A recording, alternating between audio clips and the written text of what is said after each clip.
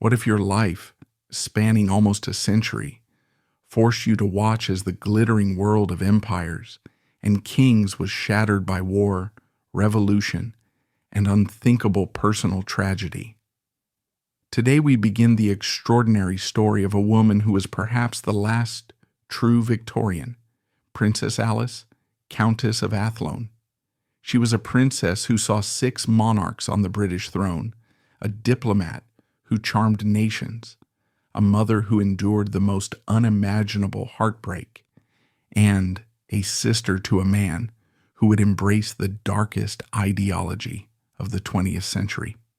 Her story is not one of dramatic rebellion or headline-grabbing scandal, but something far more profound, and in its own way, far more compelling. It's a story of quiet resilience, of unwavering duty in the face of immense private sorrow, and of the incredible, often lonely burden of being royal. This is the story of the Queen's granddaughter, who lived long enough to become a legend, a living link to a world that is now lost to history forever. To truly understand Princess Alice, you have to transport yourself back to the world she was born into. The year is 1883. The British Empire is not just a nation. It is a global force of nature, a vast patchwork of dominions, colonies, and territories on which the sun famously never set. And at the heart of this colossal enterprise, like a spider in a web of immense power and influence, sits one woman, Queen Victoria. By this stage of her reign, she is far more than a monarch. She's an institution, the Empress of India, the matriarch of a dynasty, and, most importantly, the grandmother of Europe. Her court is the undisputed center of a universe defined by a rigid and complex etiquette, a deep sense of moral purpose, and an unshakable, almost religious, belief in its own superiority and its divine mission to civilize the world. The atmosphere within the royal household, particularly in the hallowed halls of Windsor Castle and the seaside retreat of Osborne House, was a unique and often contradictory blend of British imperial might and German domesticity. The Queen's adored late husband, Prince Albert of Saxe-Coburg and Gotha, had been dead for over 2 decades, but his Teutonic spirit still pervaded every aspect of court life. His passions for organization, education, and a certain kind of serious-minded, high-minded culture had been stamped onto the very soul of the monarchy. German was spoken as frequently as English, Christmas traditions were distinctly German, and the family's ties to their myriad German cousins were a constant and central feature of their existence. Family was everything. It was, in essence, the family business. The Queen's 9 children and dozens of grandchildren were a sprawling, interconnected dynasty, their marriages weaving a complex web of political and personal alliances that stretched from the glittering autocratic court of St. Petersburg to the sun-drenched palaces of Lisbon. To be born into this family was to be born with a distinct, unalterable destiny. You were not an individual first. You were a prince or princess of the blood royal, a living symbol of the crown, and a strategic asset in the great unending game of European diplomacy. Your education, your friendships, and most certainly your marriage were not matters of personal choice. They were decisions of state, moves on a continental chessboard. Your life was not your own. It belonged to the family, the crown, and the empire. Into this world of immense privilege and crushing lifelong expectation, Princess Alice Mary Victoria Augusta Pauline was born on February 25th, 1883. Her arrival took place within the ancient, imposing walls of Windsor Castle, a fortress palace that was itself a symbol of the monarchy's permanence and power. She was, from her first breath, impeccably royal. But her immediate family, her own small branch on that vast dynastic tree, carried a unique and tragic burden, a secret that was whispered in the palace corridors and noted with clinical precision in the diaries of court physicians, a hereditary curse that would cast a long, dark shadow over her entire existence. Alice's father was Prince Leopold, Duke of Albany, Queen Victoria's 8th child and youngest son. From the start, Leopold was different from his energetic, often boisterous brothers. The Prince of Wales was a man of the world, Alfred was a career sailor, and Arthur a dedicated soldier. Leopold, by contrast, was a scholar, an intellectual, a quiet and sensitive man who was far more at home in a library than on a parade ground. He was the first member of the royal family to attend Oxford University, and he became a passionate patron of the arts, serving as the president of the Royal Society of Literature. In many ways, he was his father Prince Albert's truest heir, inheriting his keen, curious mind and his love for culture. He was also, without question, his mother's favorite. She saw in him not just her beloved Albert's intellect, but a vulnerability that triggered her most fiercely protective instincts. Because Leopold had inherited something else from his mother, a sinister legacy passed down through the female line, something that had come to be known across the continent as the royal disease. Leopold was a hemophiliac. Today we understand hemophilia as a genetic disorder that prevents the blood from clotting properly, turning the smallest injury into a potentially life-threatening event. In the 19th century, before the development of blood transfusions or clotting factor treatments, it was a life sentence of constant managed peril. A nosebleed could last for days. A minor cut could require frantic, desperate measures to stop the bleeding. A simple fall or a bump against a piece of furniture could cause a catastrophic internal hemorrhage, leading to excruciatingly painful swelling in the joints, particularly the knees and elbows. Over time, these repeated internal bleeds would lead to a crippling degenerative arthritis. Leopold lived in a state of chronic pain and was often forced to use a cane or lie down for days on end. His life was a delicate, terrifying dance with mortality, a world of hushed anxiety where the specter of a sudden, agonizing death was never far away. Queen Victoria, who had unknowingly passed this faulty gene to him and to 2 of her daughters, watched over her fragile son with a fierce, almost suffocating protectiveness. Finding a wife for Leopold was, therefore, a matter of immense difficulty and delicate negotiation. The bride had to be of suitable royal stock. She had to be Protestant. And crucially, her family had to be willing to accept the immense risks. The bride would be marrying a man whose life could end at any moment, and she would have to face the high probability that any son she bore could inherit the disease, and any daughter could become a carrier, spreading the curse to yet another generation. After several rejections, a suitable candidate was found, Princess Helena of Waldeck and Pyrmont, a small but ancient German principality.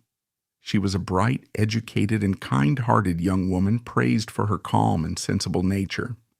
The Queen approved, and against all odds, their arranged marriage in 1882 was a genuine and profound love match.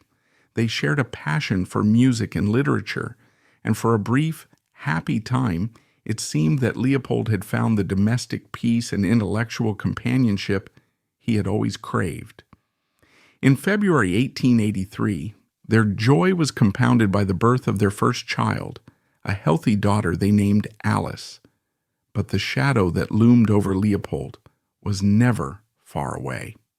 In early 1884, on the advice of his doctors, who feared the damp English winter would aggravate his joint pain, he traveled to the warmer climate of the French Riviera. While staying at a private villa in Cannes, he slipped on a marble staircase, injuring his knee and bumping his head. For a healthy man, it would have been a trivial incident, a moment of embarrassment quickly forgotten. For a hemophiliac, it was a death sentence. The fall triggered a bleed in his knee, but also, fatally, a slow bleed on his brain. He died the following morning from a cerebral hemorrhage. He was just 30 years old. The news arrived in England by telegram, a brutal, devastating blow. Princess Alice was barely a year old. Her mother, Helena, was 5 months pregnant with their second child. In an instant, Alice's world was shattered. She would grow up with no memory of her father, only the carefully curated stories, the melancholy portraits, and the palpable, ever-present sense of loss that permeated her childhood. Her brother, Charles Edward, was born 4 months after their father's death, a posthumous son who inherited not the disease but the title of Duke of Albany.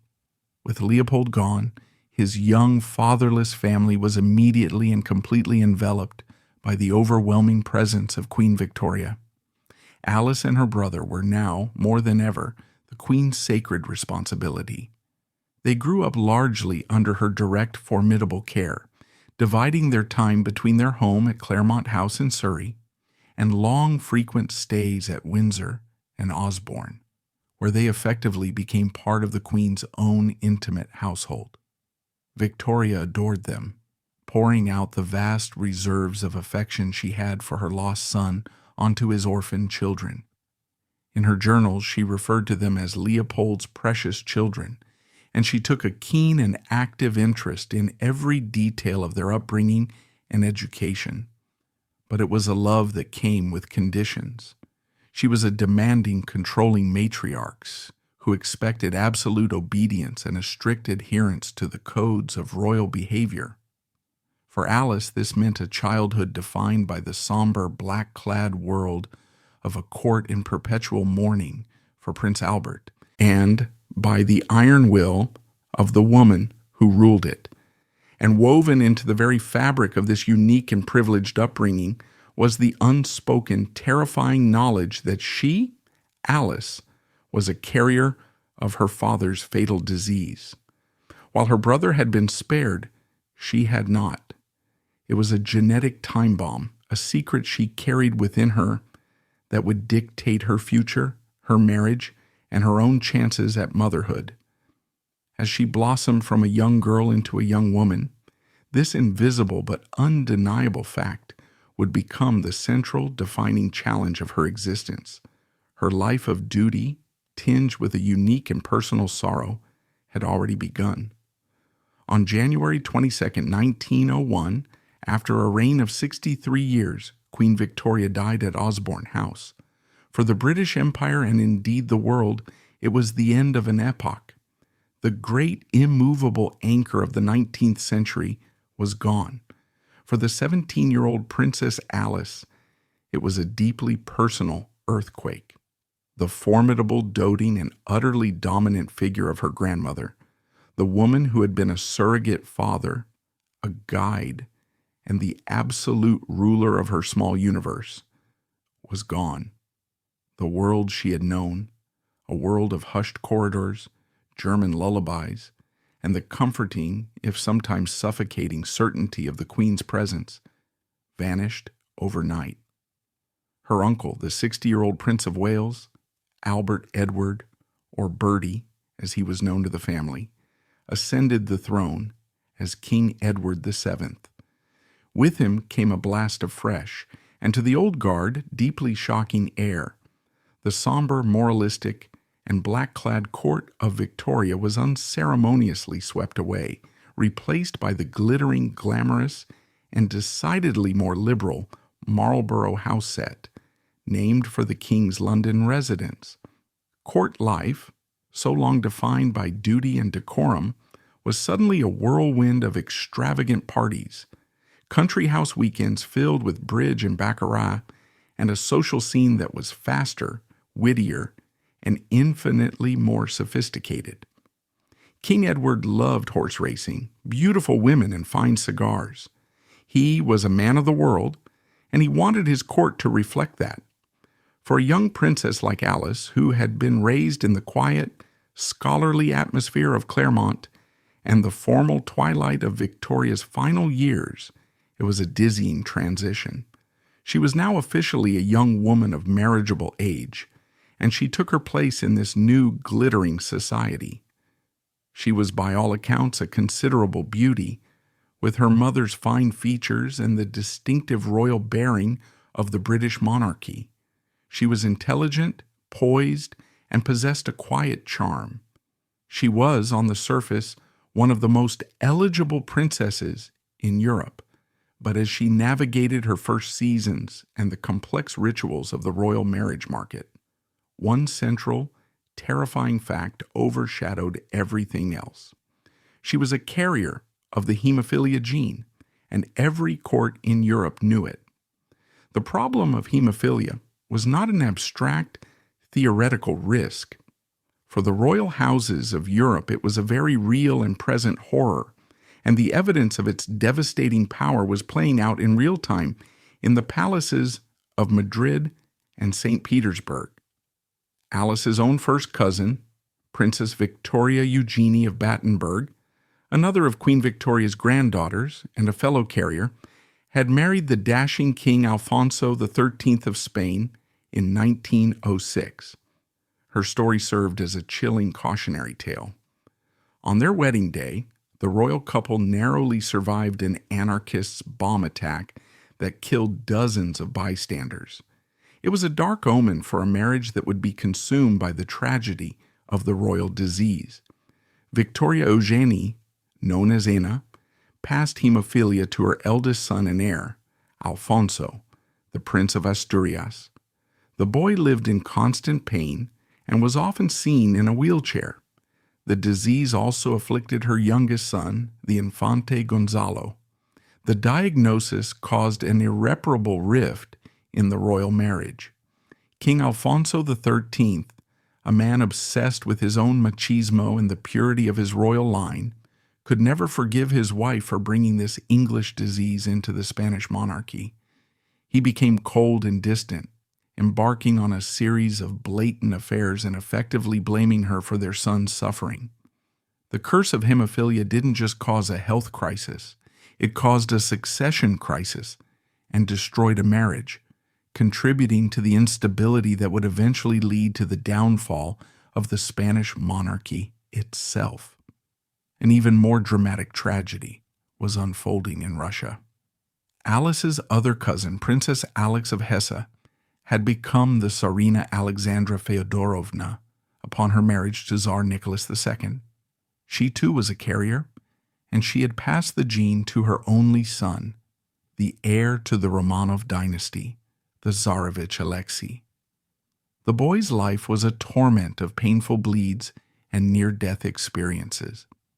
The desperate Tsarina's obsession with finding a cure for her son led her to fall under the spell of the mystic Grigory Rasputin, whose apparent ability to ease the boy's suffering gave him an almost supernatural hold over the imperial family.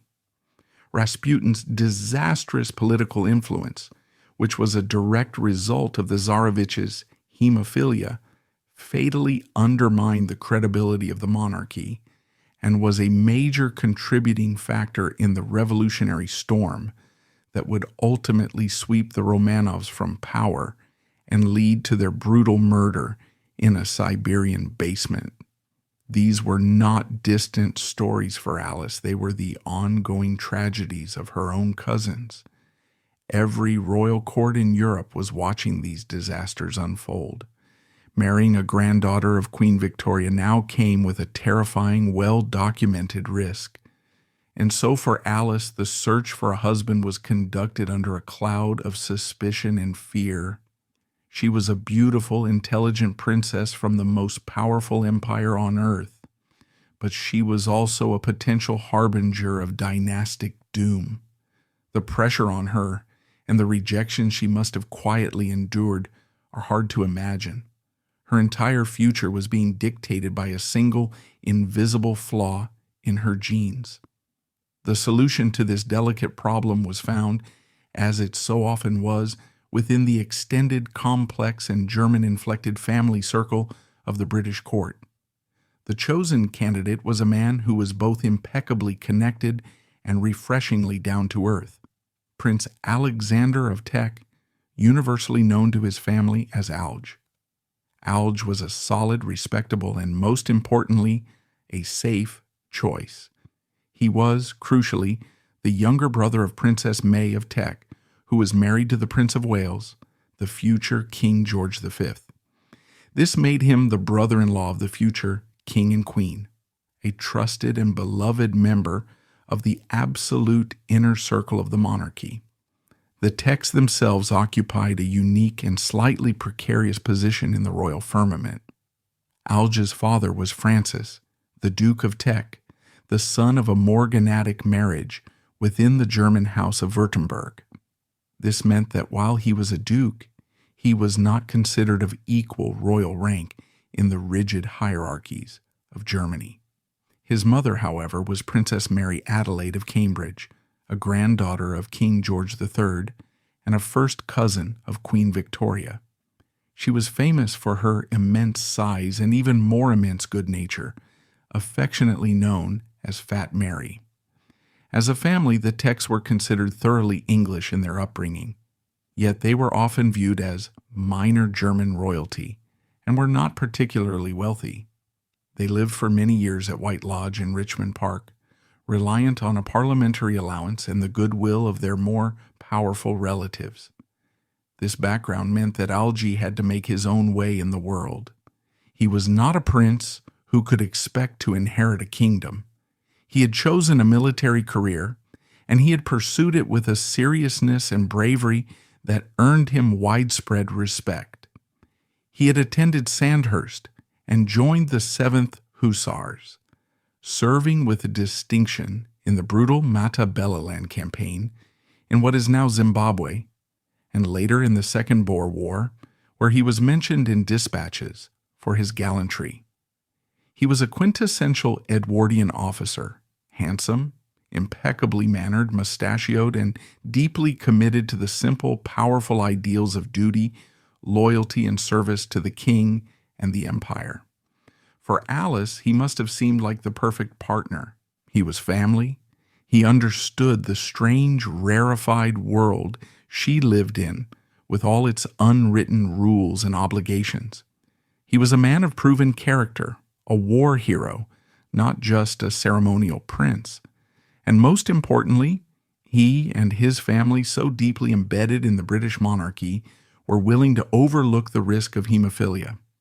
His proposal was an act of acceptance and loyalty, a safe harbor in the stormy and judgmental waters of the royal marriage market.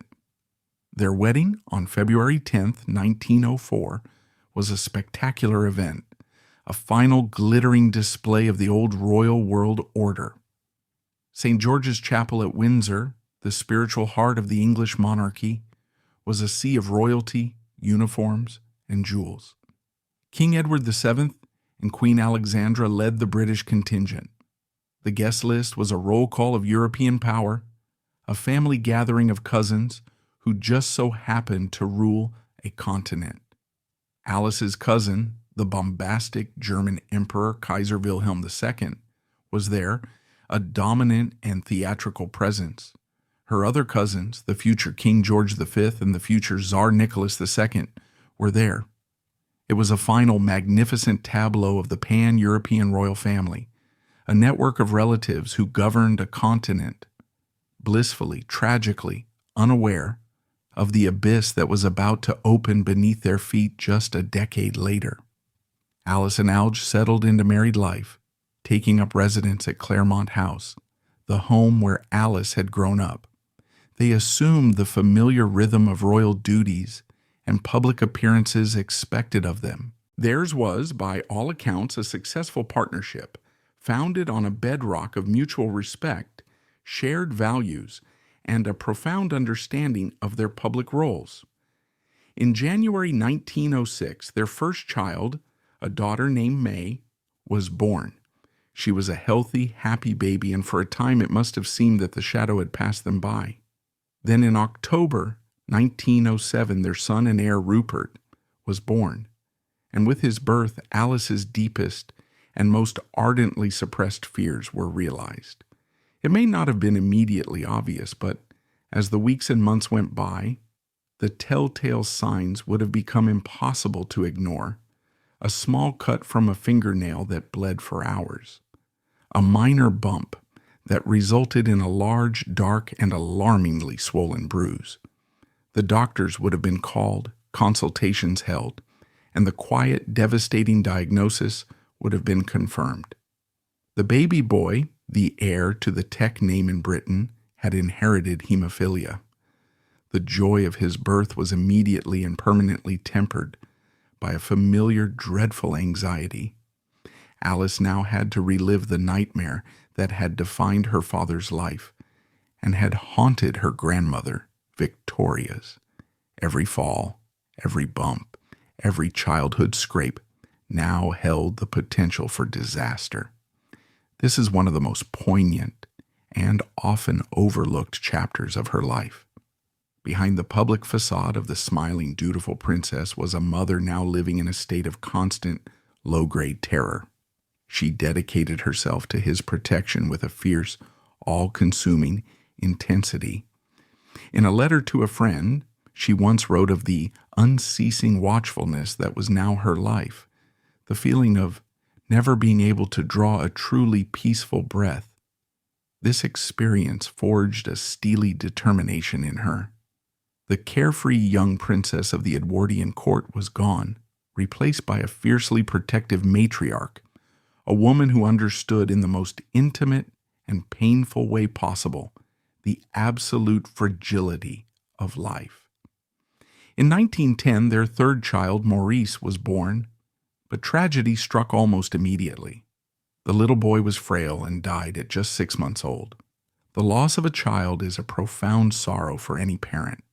For Alice, who had already lost her father and was living with the daily fear for her hemophiliac son, it was another devastating blow. She buried her grief, as she had been taught to do, behind a mask of royal stoicism. But the accumulation of these losses was shaping her into a woman of extraordinary, if melancholic, resilience. She was learning to endure. It was a skill she would need because the world she had been born into, that glittering, interconnected family of European monarchs, was about to commit suicide, and her own family would be caught directly in the crossfire. The summer of 1914 was the last summer of the Old World. For decades, Europe had existed in a delicate, if often tense, balance of power, a continent governed by a sprawling, interconnected family of royal cousins. They were, in the words of one historian, a trade union of kings, a club whose members might squabble and compete, but were ultimately bound by shared blood and a shared interest in preserving the monarchical system. The idea that they would lead their nations into a catastrophic, suicidal war against one another seemed to many unthinkable. It was like a family argument escalating into a bloody, house-burning feud. But in the guns of August, the unthinkable happened. The assassination of an archduke in the provincial city of Sarajevo lit a fuse that snaked through the capitals of Europe, triggering a chain reaction of ultimatums, mobilizations, and declarations of war. Within weeks, the continent was engulfed in a conflict of unprecedented scale and horror. For most people, it was a war of nations and ideologies, of patriotism and geopolitical ambition. For Princess Alice and her family, it was a civil war. The three main protagonists of the conflict were all first cousins. King George V of Great Britain, a quiet, dutiful man who loved stamp collecting more than politics. The bombastic, insecure, and mercurial Kaiser Wilhelm II of Germany, who had a complex love-hate relationship with his English relatives, and the gentle, fatalistic, and ultimately doomed Tsar Nicholas II of Russia. All three were grandsons of Queen Victoria. They had sailed yachts together at Cowes, attended each other's weddings and christenings, and for years had corresponded in English, signing their letters Georgie, Willie, and Nicky. Now, their armies were mobilized to slaughter one another by the million. Alice's position in this family schism was uniquely and exquisitely painful because of her brother, Charles Edward. Following the death of a childless uncle he had as a young man, inherited the German dukedom of Saxe-Coburg and Gotha, the ancestral home of Prince Albert. Though born and educated in Britain, his lands, his titles, and his responsibilities were now in Germany. He was a reigning German sovereign prince, and when war broke out, he did what was expected of him by his German subjects. He sided with his own nation. Charles Edward, a grandson of Queen Victoria, a former student at Eton, and a Knight of the Garter, became a general in the German army. He was now, officially and irrevocably, the enemy of his sister, his cousins, and the country of his birth. Imagine the private agony for Alice. Her only brother, the boy she had grown up with at Claremont, the other half of her fatherless childhood, was now commanding troops on the Western Front. She would spend her days in Britain performing her public duty with impeccable resolve, visiting hospitals filled with horribly wounded British and Commonwealth soldiers, offering them words of comfort and support. And in the quiet of the night, she must have been tormented by the knowledge that her own brother was a commander in the very army that had inflicted these terrible wounds. It was an irreconcilable conflict of loyalties, a heartbreaking embodiment of the war's cousins conflict. All communication was, of course, severed. She was completely isolated from her German relations, left only to worry and wonder about their fate from across the English Channel, praying for the safety of her husband and cousins on one side, and unable to stop herself from praying for the safety of her brother on the other. As the war dragged on and the casualty list grew ever longer, public sentiment in Britain turned violently anti-German. A wave of patriotic fervor mixed with grief and rage swept the country, and it often manifested as a crude and vicious xenophobia. Anyone or anything with a German connection became an object of suspicion and hatred. German shops in London's East End were looted and burned. Families with German-sounding surnames were harassed. The beloved Dachshund, a dog of German origin, was reportedly kicked in the streets. Even the German Shepherd was renamed the Alsatian to disguise its roots. Inevitably, this public mood began to turn a suspicious eye toward the royal family itself.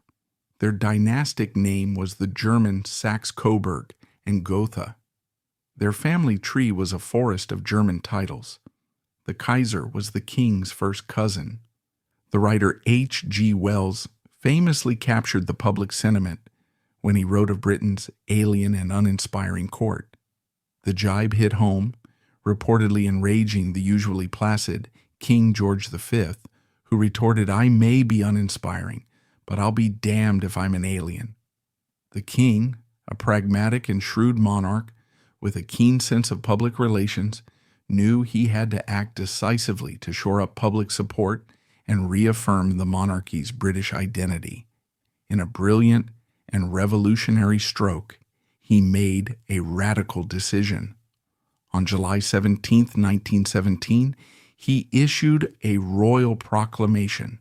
He was renouncing for himself and all his descendants all German titles and dignities, and he was declaring that the royal house would henceforth be known by a new, thoroughly, and unimpeachably English name, the House of Windsor, taken from the ancient castle that was the monarchy's symbolic heart. This dynastic rebranding had an immediate and dramatic ripple effect through the entire extended family. It was a loyalty test.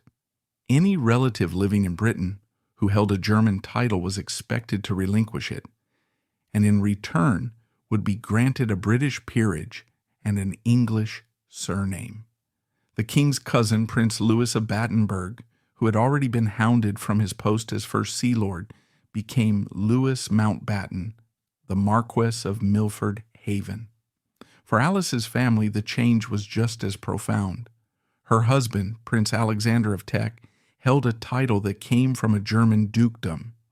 He dutifully gave up his title of prince and the style of His Serene Highness. In its place, the king created him the first Earl of Athlone and Viscount Tremetton, and so Princess Alice, granddaughter of Queen Victoria, a princess of Great Britain and Ireland in her own right, became officially styled as Princess Alice, Countess of Athlone. Her children, May and Rupert, who had been Prince and Princess of Teck, were now Lady May Cambridge and Viscount Tremetton. For a generation raised to believe in the international solidarity of royalty, this was a profound and jarring identity shift. They were being forced to choose a single national identity, to sever ties that had defined their existence for centuries. For Alice, it meant another, more formal layer of separation from her brother. He was now not just fighting for the enemy, he was officially declared a traitor by the British establishment. In an order of council, Charles Edward was formally deprived of all his British titles: the Dukedom of Albany, the Earldom of Clarence, the Barony of Arklow, and he was struck from the roll of the Knights of the Garter. The family schism was now legally formalized and publicly gazetted. The loving brother and sister from Claremont were now, in the eyes of the state, on opposite sides of a war, their shared heritage erased by the stroke of a royal pen. The Great War finally ended in November 1918, leaving a shattered, disillusioned, and bereaved continent in its wake. The world Alice had been born into was gone forever. The great German, Russian, and Austro-Hungarian monarchies had all collapsed into dust. In their place were revolutions, republics, and a bitter, resentful peace. The Athlones, like everyone else, tried to pick up the pieces and find their place in this new, uncertain world. They settled into a life of quiet, relentless duty, undertaking the endless succession of public engagements that were the lot of senior, but not frontline, royals in the new, more streamlined monarchy of George V. Their son Rupert, Viscount Tremetton, who had been a boy when the war began, grew into a thoughtful and intelligent young man. Despite the constant looming threat of his hemophilia, he had been guided through the perils of childhood by Alice's unceasing watchfulness and fierce protection. He had successfully navigated the rough and tumble of boarding school at Eton and was now a student at Trinity College, Cambridge. He was their only surviving son, their heir, the focus of all their hopes for the future of their line. He was the reason Alice had endured 2 decades of constant gnawing anxiety, and it had all, it seemed, been worth it. He had made it to adulthood, but the curse that had haunted Alice's life since the day she was born had not gone away. It was merely lying in wait, biding its time. In April 1928, the tragedy she had dreaded for every single one of the 21 years of her son's life finally came to pass. Rupert was traveling in France by car with 2 of his university friends. On a road near the town of Belleville, the driver swerved to avoid another vehicle, and the car skidded and crashed into a tree. The accident itself was not catastrophic. His 2 friends sustained serious injuries, including fractured skulls, but both would ultimately survive. Rupert, by all initial accounts, seemed to have escaped with only minor injuries, a slight thigh fracture and some cuts and bruises. He was conscious and lucid, but what the local doctors who first attended him didn't know, and what he may have been too dazed or too stoic to properly explain, was that he was a hemophiliac. He had suffered a slight knock to his head in the crash. In a normal person, it would have been a minor concussion, a headache that would fade in a day or 2. For Rupert, it caused a slow, steady, and unstoppable internal bleed on his brain. The news of the accident reached Alice and Algie in London. At first, the reports were guardedly optimistic. But then, as the hours ticked by, the news from France grew more and more grave. Rupert was losing consciousness. The doctors were helpless. They had no way of stopping the internal bleeding. Alice and Algie could only wait hundreds of miles away for the updates by telegram, a state of powerless agony that must have been unbearable. The call or telegram they had been dreading their entire adult lives finally came. On April 15, 1928, Rupert died in a hospital in France from a cerebral hemorrhage. He was just 20 years old. This was the central defining catastrophe of Alice's long life.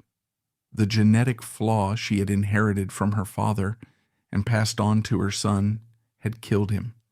The grief was absolute and all-consuming. She had lost her beloved father to the disease, and now it had claimed her only surviving son. Her daughter, Lady May Cambridge, wrote years later about the terrible silent grief that descended upon her parents. Alice, true to her Victorian upbringing and a lifetime of royal training, did not collapse in public. At the memorial service, she was the picture of regal fortitude and dignified sorrow.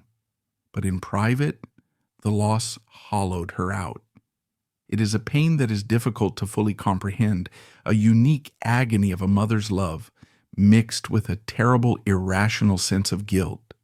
She had given her son life, but she had also given him the genetic flaw that would inevitably take it away. With Rupert's death, the earldom of Athlone lost its heir. The future of their line was extinguished. For Alice and her husband, a vital part of their world, the part filled with hope for the future, had been utterly destroyed. All that was left for them was a life of public service, a way to channel their immense, unbearable private sorrow into a performance of unwavering, relentless public duty. For people like Princess Alice and her husband, the Earl of Athlone, who were raised from the cradle to believe in the virtues of duty, service, and self-sacrifice, there was only one acceptable response to unbearable personal tragedy: to work. Public duty became a refuge from private grief, a structured, purposeful existence that left little time for the indulgence of sorrow. In the aftermath of the First World War, with the old certainties of their world shattered, they threw themselves into their roles as senior representatives of the crown with a renewed, almost ferocious dedication. Their path would lead them away from Britain for the better part of 2 decades, to a life of gilded exile as the king's personal representatives in the vast and complex dominions of the British Empire. In late 1923, King George V made a significant appointment. He asked his trusted brother-in-law, the Earl of Athlone, to become the Governor-General of the Union of South Africa. This was one of the most prestigious and challenging roles in the entire imperial system. The Governor-General was not a political ruler, but the personal representative of the monarch, the ceremonial head of state, and the living symbol of the dominion's connection to the crown. The role required immense tact, unwavering dignity, and the ability to remain completely above the fray of local politics, acting as a unifying force in a deeply divided nation. South Africa, in the 1920s, was a nation grappling with its identity, a place of immense beauty and profound, intractable conflicts. The bitter legacy of the Second Boer War, fought just 2 decades earlier, still poisoned the relationship between the two main white communities. The English-speaking population, largely centered in the cities and in business, tended to be staunchly pro-empire. The Afrikaans-speaking population, descended from the Dutch Boers, harbored a deep-seated resentment of British rule, and a powerful Afrikaner nationalist movement was on the rise, arguing for a future independent of the British crown. Beneath this white political struggle was the even more profound and brutal reality of the country's racial hierarchy. This was the period before the formal, legalistic codification of apartheid, but all the foundations of that system were already deeply entrenched. A vast black African majority was systematically disenfranchised and economically exploited, while Indian and mixed-race communities occupied a precarious middle ground. The Athlones were stepping into a social and political minefield, tasked with representing a distant British monarch to a nation of deeply conflicted loyalties and simmering resentments. As the vicereine, the Governor-General's wife, Alice's role was not merely decorative. She was the hostess of the nation, a diplomat in her own right, a powerful patron of charitable causes, and the symbol of the crown's softer, more compassionate side. She excelled in the position. She possessed a natural warmth and an easy charm that could put even the most skeptical Afrikaner politician at ease. But this was underpinned by the formidable sense of propriety and regal bearing she had inherited from her grandmother, Queen Victoria. She commanded respect. Together, the Athlones undertook extensive tours or treks across the vast country, traveling by train and motor car to remote towns and communities from the Cape to the Transvaal. These tours were a vital part of their role, a way of showing the flag and making the distant monarchy feel present and relevant to the lives of ordinary people. But Alice's interest went far beyond mere ceremony. She took a genuine and active role in the social development of the country, throwing her support behind various causes, particularly in the fields of healthcare and education. She was a passionate patron of hospitals and was instrumental in the establishment of a maternity hospital in Cape Town, which was named the Princess Alice Home of Recovery in her honor. For her time in class, she held remarkably enlightened views. In an era when many colonial officials viewed the native populations with a mixture of condescension and prejudice, Alice displayed a genuine and respectful curiosity about African art, music, and cultural traditions.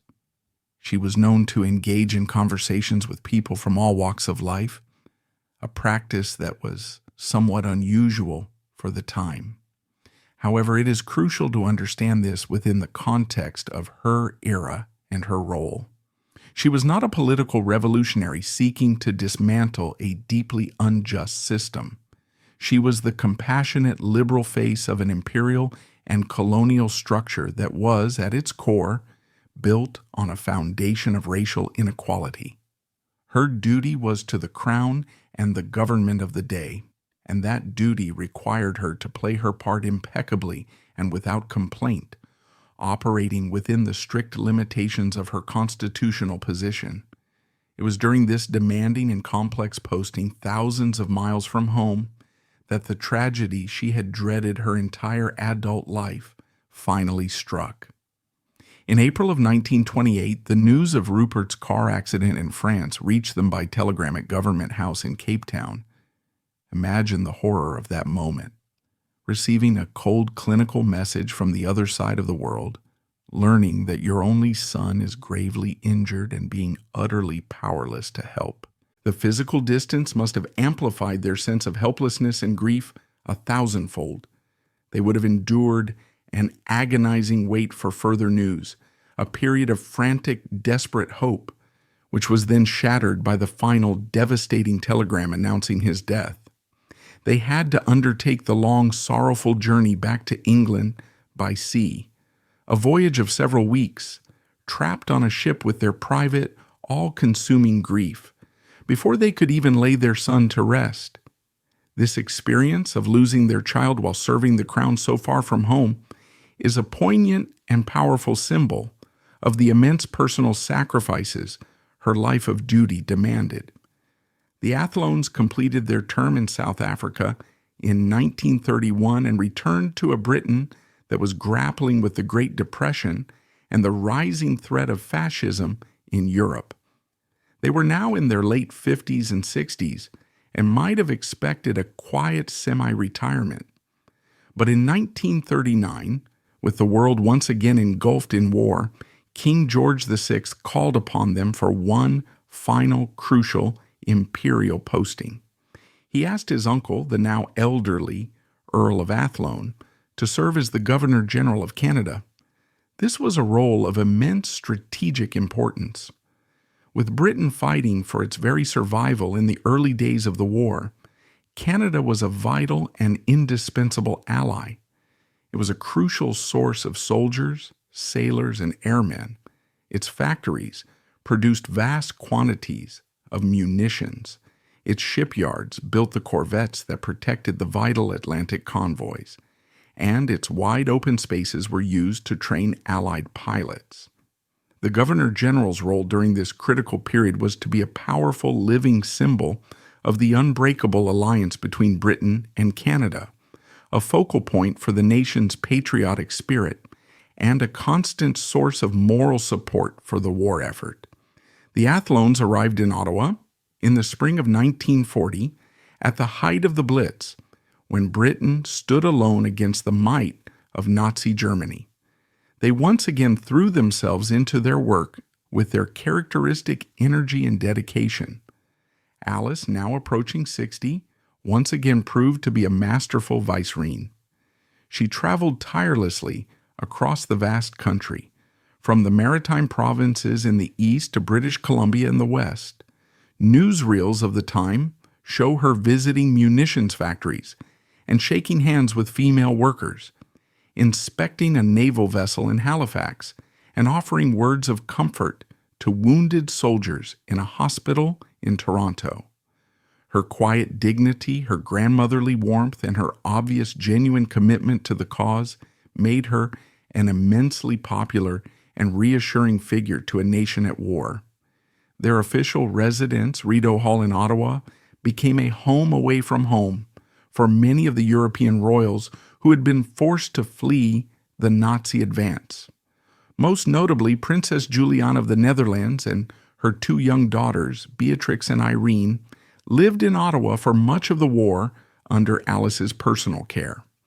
Alice provided them with a safe and stable haven, and a famous and poignant moment in Canadian history occurred when Princess Juliana gave birth to her third daughter, Margaret, in an Ottawa hospital in 1943. To ensure the newborn princess was born a Dutch citizen and could remain in the line of succession, the Canadian government issued a special proclamation temporarily declaring the hospital room to be extraterritorial Dutch soil. Alice was at the heart of this displaced royal community, a matriarch holding together a small piece of the old European order while the rest of it burned. But while Princess Alice was dedicating herself to the Allied cause in Canada, embodying the fight for freedom against tyranny, the most painful and controversial chapter of her life was unfolding in secret, back in the heart of Hitler's Germany.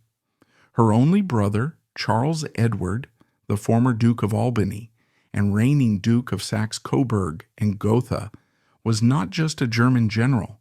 He had become an enthusiastic, high-ranking, and deeply committed supporter of Adolf Hitler and the Nazi Party. This is the great, dark, and often deliberately overlooked story of Princess Alice's life.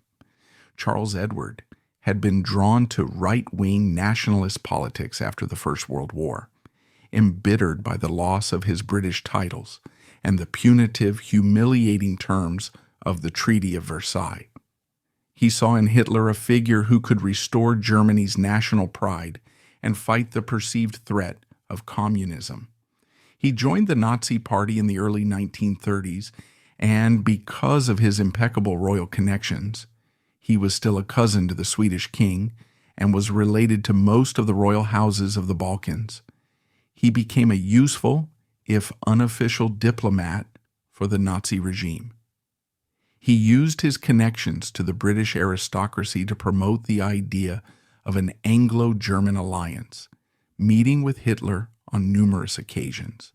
His most damning role, however, was as the president of the German Red Cross, Under his leadership, this once respected humanitarian organization was thoroughly Nazified. It became complicit in the regime's brutal racial policies and, most horrifically, was involved in the administration of the Action T4 euthanasia program, in which tens of thousands of mentally and physically disabled German citizens were systematically murdered.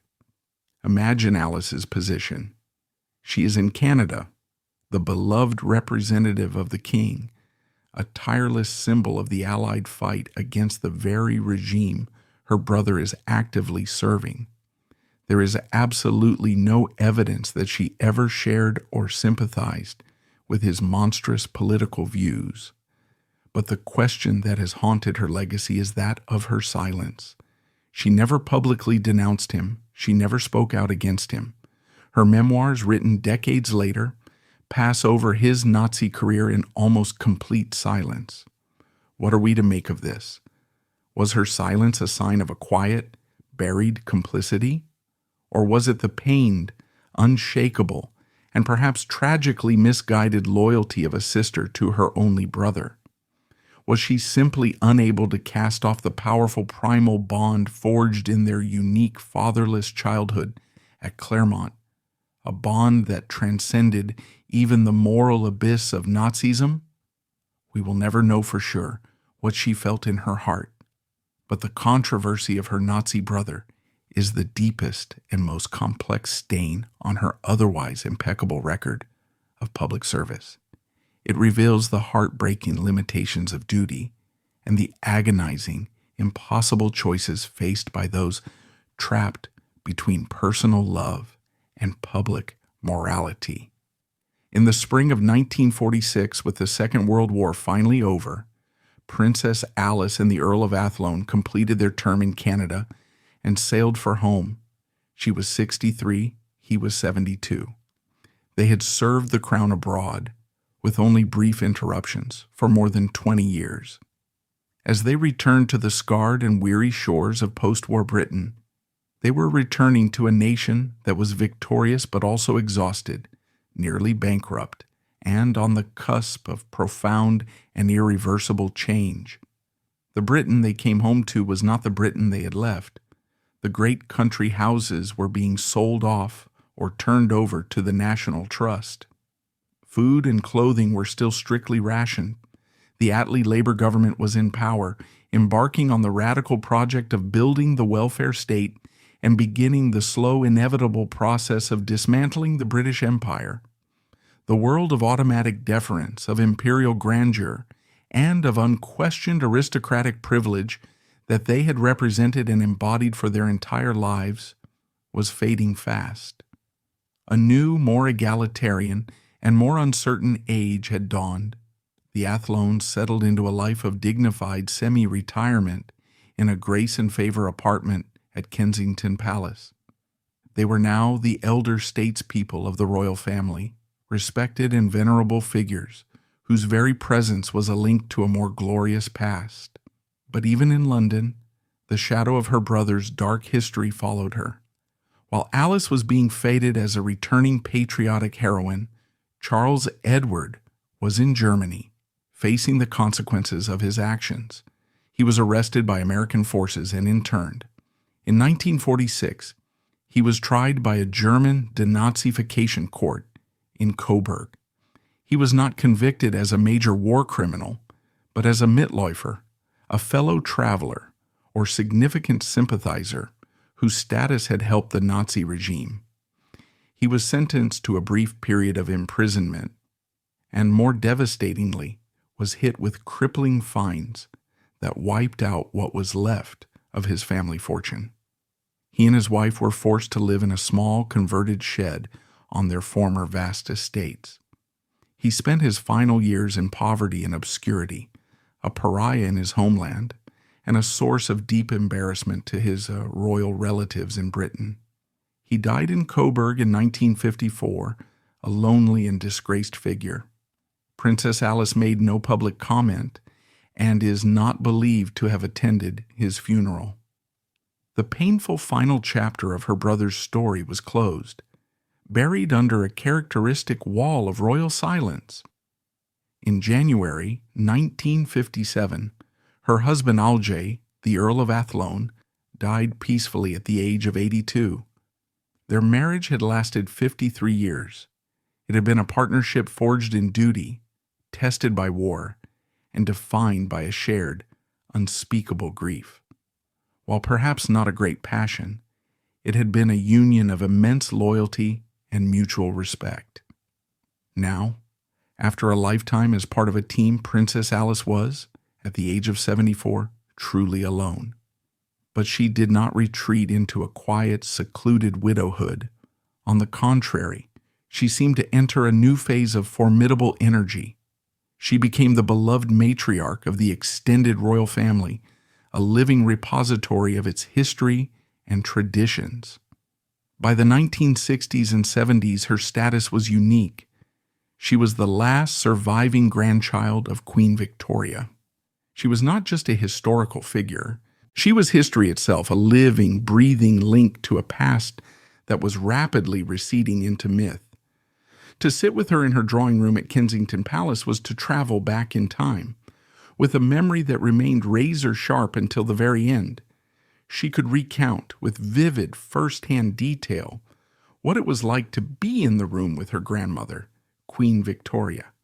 She had clear memories of the Prime Minister, Benjamin Disraeli, of watching the Kaiser and the Tsar argue over family matters at Osborne House, of a world lit by gas lamps and dominated by the sound of horse-drawn carriages. She had known 14 American presidents, from Chester A. Arthur, who was in office when she was born, to Jimmy Carter. For the younger generations of the royal family, and for the historians who sought her out, she was a priceless, irreplaceable treasure, and she refused to become a museum piece.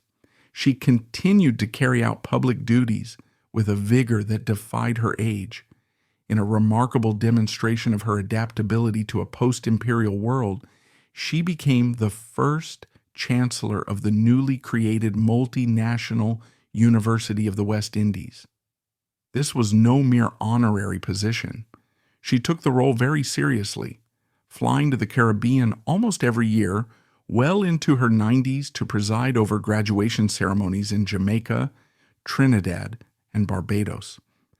These images of the elderly Victorian princess in her academic robes, addressing a new generation of students from newly independent nations, are a powerful symbol of her extraordinary capacity to adapt and endure.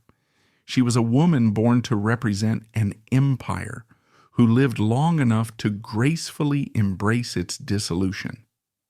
In 1966, at the age of 83, Princess Alice published her memoirs, giving them the gentle domestic title, For My Grandchildren.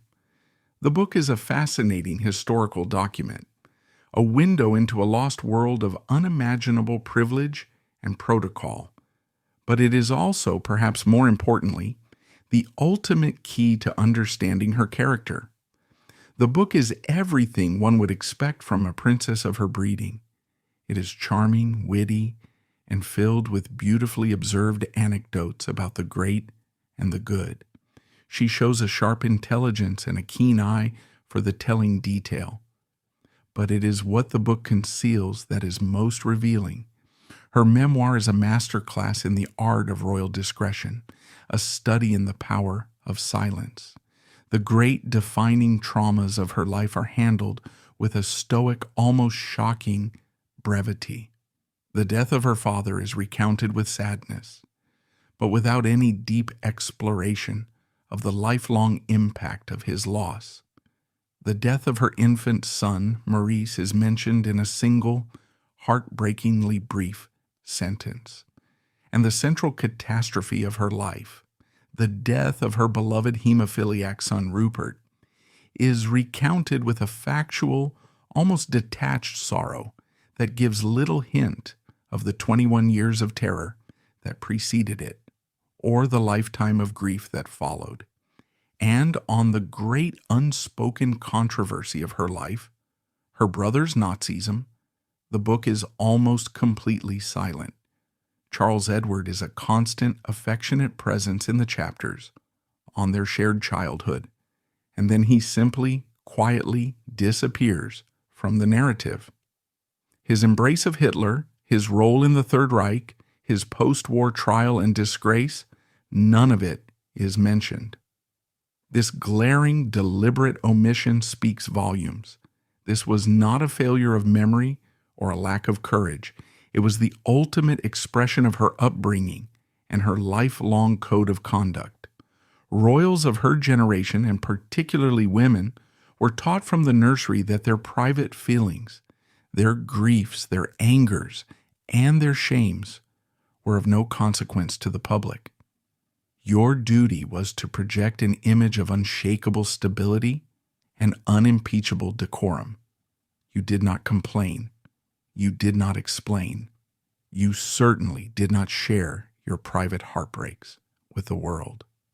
Her memoir is the final perfect performance of a woman who had mastered the art of concealing a life of immense pain and complexity behind a facade of unwavering public grace. Princess Alice died peacefully in her sleep at Kensington Palace in January 1981, just a month shy of her 98th birthday.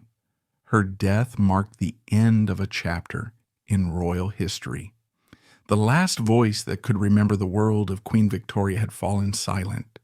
So, what is the lasting significance of her long and extraordinary story? She was never a reigning monarch. She never held direct political power. Her legacy is quieter, more subtle, but no less profound. She represents the end of an entire world, the world of pan-European royalty that believed itself to be a single, indomitable family, a world that was utterly destroyed by the tribal nationalisms of the First World War. Her life is a powerful and sometimes painful testament to the ideal of royal duty, an ideal that often demanded an almost inhuman level of personal sacrifice and emotional suppression. She was a woman who navigated a relentless series of personal tragedies with a public stoicism that is almost impossible to imagine in our age of public confession. The genetic curse of hemophilia was a lifelong cross to bear, a source of constant anxiety that culminated in the death of her son. The deep shame and sorrow of her brother's Nazism was a moral burden she carried in silence for the last half of her life. Yet through it all, she never faltered in her public role. She was always perfectly dressed, perfectly composed, and perfectly dedicated to the service of the crown. In the end, Princess Alice's life was no fairy tale. It was a long, often difficult, and sometimes deeply sorrowful journey. She was born in the grandeur of Windsor Castle at the absolute zenith of the Victorian age and died quietly in Kensington Palace as the modern world grappled with the nuclear anxieties of the Cold War. She was the granddaughter of a queen, the wife of a governor-general, the mother who buried 2 sons, and the sister of a Nazi collaborator. Her story is not one of grand passions or dramatic rebellions, but one of quiet, dignified, and relentless endurance. In a world that demanded its princesses be flawless symbols, she faced down immense personal pain and complex moral choices, and she did it with a grace and fortitude that defined her generation. Princess Alice, Countess of Athlone, was the last of the Victorians, a woman who carried the heavy weight of a century of history on her small shoulders, leaving behind a legacy not of power or glory, but of something far more rare and perhaps far more remarkable, a lifetime of unwavering, unconditional duty.